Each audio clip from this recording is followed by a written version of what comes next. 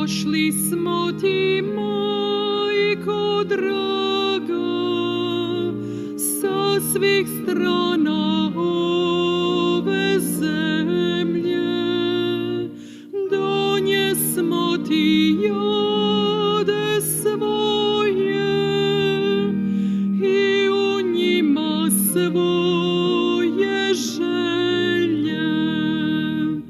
Pogledaj nas, utješi nas, svoje ruke stavi na nas, svome Sinu preporuči, majko mira, moli za nas. Pogledaj nas, utješi nas, svoje ruke stavi na nas, svome Sinu preporuči,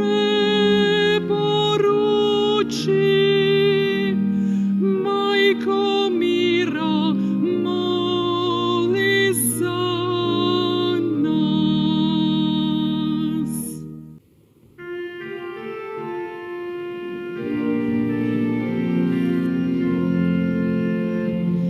Aleluja, aleluja,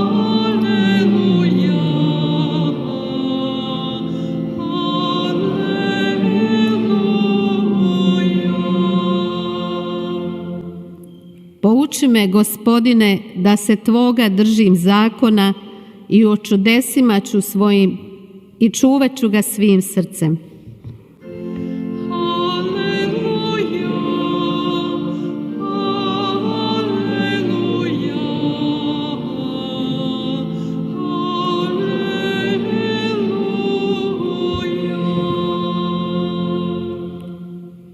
Gospodin s vama. I s duhom tvojim, Čitanje Svetog Evanđelja po Mateju. slava tebi, Gospodine. U ono vrijeme, kad se Isus približi Jeruzalemu i ugleda grad, zaplaka nad njim govoreći: O, kad bi i ti u ovaj dan spoznao što je za tvoj mir, ali sada je sakriveno tvojim očima. Doći će dani na tebe kad će te neprijatelji tvoji opkoliti opkopom, okružit će te i pritjesniti odasvud. Smrskat će o zemlju tebe i djecu tvoju u tebi. I neće ostaviti u tebi ni kamena na kamenu, zbog toga što nisi upoznao časa svoga pohođenja. Riječ Gospodnja. Slava tebi, Kriste.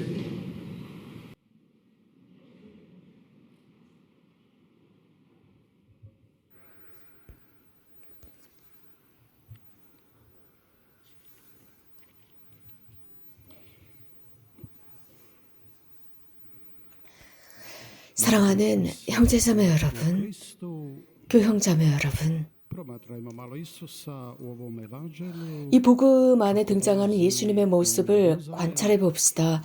예루살렘으로 들어가셔서 svojim učenicima i bit će to 당신 제자들과 과울절을 지내시고자 하는 모습입니다. ti su dani, dakle, dani 이 지상에서 이런 예수님의 마지막 모습입니다. 이 기간은 굉장히 열렬하고 큰 격한 감정이 일어나는 시기입니다. 제자들과의 마지막 순간입니다. 베타니아에 지나시면서 그곳에서 올리브 동산에서 거룩한 도성을 바라봅니다. 예루살렘입니다. 그 아름다운 성전의 모습을 감사하십니다. 그리고 예수님은 눈물을 흘리십니다. 왜 그러셨을까요? 예수님께서 예루살렘을 보시며 왜 우셨을까요? 이것은 처음이 아닙니다. preminulim prijateljem na grobu Lazara. 라자로의 무덤에서 오셨고 Zaplaka Isus, kaže 라자로는 그분의 친구였으며 요한은 이렇게 언급했습니다. 예수님께서 눈물을 흘리신 이유는 라자로를 사랑했기 때문이다. 예수님은 인간의 모든 느낌을 지니고 계셨기 때문입니다. što ga je tako 그런데 지금 무엇을 보고 계시는 걸까요? 무엇이 예수님을 울게 만들었을까요? 이 도성을 보면서 예수님은 왜 njegova naroda 격정에 휩싸여 눈물을 흘리셨을까요? 당신의 이스라엘 백성을 보시면서 그 눈앞에서 영화처럼 흘러가는 것이 있었습니다. 예루살렘이야말로 모든 iščekivalo se da 이스라엘 백성의 모든 예식의 절정의 upravo iz 장소였습니다. 하느님의 모든 개입이 예루살렘으로부터 출발했고 모든 Jeruzalemu 이스라엘 사람들이 열심한 사람들의 희망이 그곳에 있었으며 그 사람들의 모든 눈은 예루살렘을 향하고 있었습니다. 그래서 예루살렘으로부터 모든 변화가 일어날 것이다 라고 믿고 있었고 또 메시아가 오실 곳으로 인식하고 있었습니다. 예루살렘입니다. 그래서 어떤 유대인들은 예수님을 메시아로 인정했지만 이것은 osloboditelja, a ne spasitelja. 당신의 척도, 즉 그들의 척도 어떤 구원자, 해방자가 아니라 정치적인 구원자로만 생각했습니다. 하지만 예수님은 알고 계셨습니다. 그분은 유대인들에게 있어서 완벽하게 본 의대로 받아들여지지 않았다는 것입니다. 유대인들은 Zbog toga što nisi upoznao časa svoga 그런 예수님을 받아들이지 않았습니다. 그래서 성전은 그 돌이 쌓아진 그 모습 그대로 남아있지 않을 것이다 라고 말씀하십니다. 로마 제국은 Jeruzalem i hram u njemu 이 성전을 파괴합니다. do dana današnjega. 그래서 그 이후로 예전 모습을 찾지 못했습니다. 그 기초까지도 완벽하게 파괴되었기 때문입니다. 그리고 그 기초의 모든 돌들을 가지고 이슬람 사원을 만들었기 때문입니다. 우리 그리스도인들에게 있어서 예루살렘은 또 다른 가치를 지니고 있습니다. 교회의 어떤 서류로서 문서로서의 정체성을 드러내고 있습니다. 교회의 탄생한 장소입니다. 예수님은 그곳에서 성령을 제자들에게 보내셨고 또 예루살렘에서 복음의 선포가 출발했으며 또 예수님께서 이미 예언하신 대로 성령의 힘을 얻을 것이다 라고 한 곳이 예루살렘이었습니다. 너희 각자에게 성령의 힘이 내릴 것이고 너희들 각자가 예루살렘과 유대야와 사마리아와 이 세상 끝까지 나의 증인들이 될 것이다 라고 한 곳이었습니다. 그리고 예수님께서 돌아가신 뒤 50년에 첫 공의회가 열린 곳이 예루살렘이었습니다. 그리스도인들은 예수 그리스도를 받아들인 그리스도인들은 그래서 이제 더 이상 율법에 좌우되는 사람들이 아니었습니다. 그 결과 그리스도교는 그리스 문화에 가까운 교회가 되었습니다. 베드로는 사도 야고보와 함께 있었고 그러므로서 예루살렘은 그 예루살렘에 살고 있는 사람들에 의해서 죄를 진 곳이 되었습니다. 우리는 죄의 결과를 너무 잘 알고 있습니다. 또 당시의 유대인들도 죄의 결과를 알고 있었지만 회개하지 않았습니다. 이미 구약 성서에서부터 죄의 결과를 알고 있었습니다. 소돔과 고모라를 봐도 알만합니다. 죄 때문에 파괴된 도시들입니다. 그리고 그곳에서 의로운 사람을 찾을 수가 없었습니다. 그러나 니느웨는 죄를 지었고 문제가 있는 도시였지만 그 도성은 파괴되지 않았습니다. 사람들이 회개했기 때문입니다. 형제자매 여러분 보십시오. 죄가 사람을 눈멀게 합니다. 그래서 사람들은 잘못된 직감을 갖게 되었을 때, 즉 자신이 살고 있는 상황이나 주변 환경에 대한 잘못된 직감을 지닐 때 문제가 발생합니다. 인간은 구체적으로 보지 못합니다. 순수하게 보지 못합니다. 죄를 지었기 때문이고 그 죄가 사람의 눈을 멀게 합니다. 그것은 예수님의 시대 때도 마찬가지였고 모든 역사 속에서도 그랬습니다. 얼마나 비극적입니까? 하느님을 위한 시간이 없다고 하는 문제 말입니다. 우리의 날마다 일상 속에서 만나는 많은 사람들도 그렇습니다. 우리는 눈을 뜨도록 초대받았습니다. 어둠에서 빛으로 나와서 회개하도록 초대받았습니다. 우리들의 임무는 사탄으로부터 하느님께 사람들을 이끌어가고 어둠으로부터 빛으로 이끌어가야 합니다. 그것은 우리들 각자도 마찬가지이고 우리들 각자가 누군가를 회개시킬 힘이 없습니다. 그 누군가의 눈을 뜨게 해줄 능력도 없습니다. 그러나 우리가 알고 있는 것은 우리가 하는 것이 아니라 성령의 힘으로 하는 것입니다. 성령께서는 우리들을 증인으로 만듭니다. 우리가 살아가고 있는 이 시대, 현대, 하느님의 영은 죄와 속임수가 무엇인지, 의로움이 무엇인지를 증언해주고 있습니다. 오늘 우리가 들은 복음 말씀 속에서 하느님께서 우리에게 가르쳐주고자 하시는 것은 참 가치가 무엇인지입니다. 사람이 하느님을 어떤 특정한 이데올로기 때문에 하느님을 버리거나 가정 안에서의 사랑이 더 이상 거룩하지 못하거나 용서하지 못하거나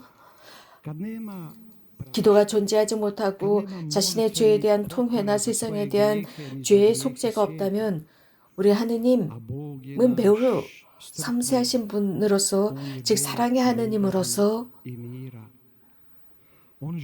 평화를 건설하고자 하시는 분이십니다. 그렇다면 자문해 봅시다.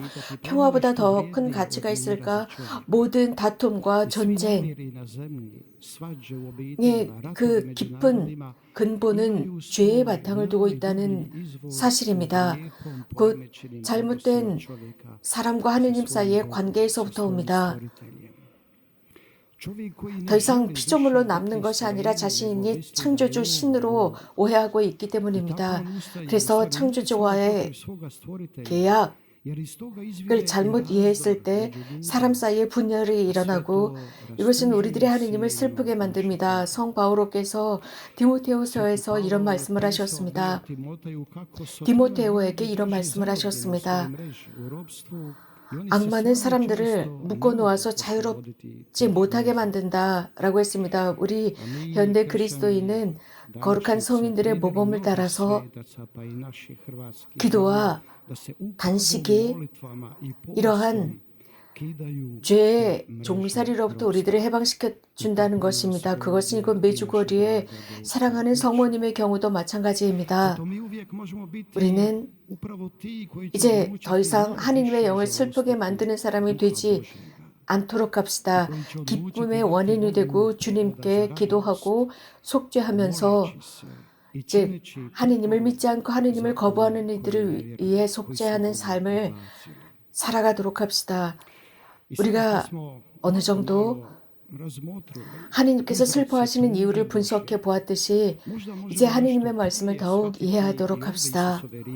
예수님께서 복음에서 하신 말씀은 세상에서 가장 큰 기쁨은 한 죄인이 즉 99명의 의로운 사람보다 한 사람의 죄인이 회개했을 때 기뻐한다라고 했습니다. 하느님은 이렇게 우리가 회개할 때 기뻐하십니다. 우리들의 마음을 그분께 드릴 때 기뻐하십니다. 그리고 그렇게 할 때 그분께서 우리들을 잘 만들어주시고 양성해주시고 우리들을 이 세상을 위한 증인으로 만들어 주실 것입니다. 예수님께서 우리에게 평화를 주고 싶어 하십니다. 부활하신 예수님께서는 무엇보다도 우리들에게 평화를 축원해 주시고 당신의 제자들에게 평화를 주십니다. 그 평화는 세상이 줄 수 없는 평화이며 그 평화는 오로지 예수님과의 우정 관계로부터 오는 열매입니다. 우리들의 사랑하는 어머니께서 늘 주님의 말씀을 들을 수 있도록 전구해달라 청합시다.